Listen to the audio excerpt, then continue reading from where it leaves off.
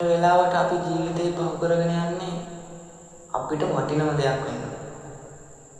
අපේ ජීවිතේ සමහර වෙලාවට මග අරගන්නේ අපේ ජීවිතේට වටිනම කතාවක්.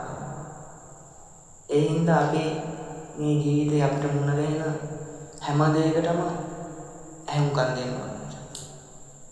මොකද අපි ගොඩක් තැන්වල අදටත් දුක් වෙනවා. අපි ගොඩක් දේවල් වල වටිනාකම නොදැක්ක නිසා. හැබැයි අපි ඒ වගේ වටිනාකම දකිනකොට ඒ දේවල් අපෙන් ගොඩක් දුරස් වෙලා තිබුණා. ඒ හින්දා අපි මේ හිතනවට වැඩිය මේ ජීවිතේ නවතිලා ටිකක් ගැඹුරින් හිතන්න ඕනේ. මොකද ඒ වෙලාව පහු වුණා කියන්නේ සමහර විට අපිට මුළු ජීවිත කාලෙම දුක් වෙන්න කාරණාවක් තියෙන්න පුළුවන්. මොකද අපි හිතන්නේ නැති දේවල් වලින් තමයි අපිට ජීවිතේ වටිනාම දේවල් මිස් වෙන්නේ.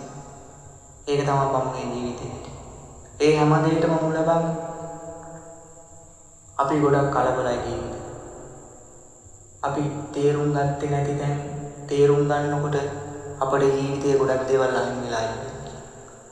ඒ හින්දා බං මම කියන්නේ මේ ජීවිතය ගැන පොඩ්ඩක් කලබල නොවි හැම දෙයකටම අහුම්කම් දීලා ගන්න පුළුවන් ජීවිතේ හදා ගන්න පුළුවන් දේවල් අපිට කවදාවත් නැසුණ දේවල් ගොඩක් මේ විශ්වයේ තියෙනවා.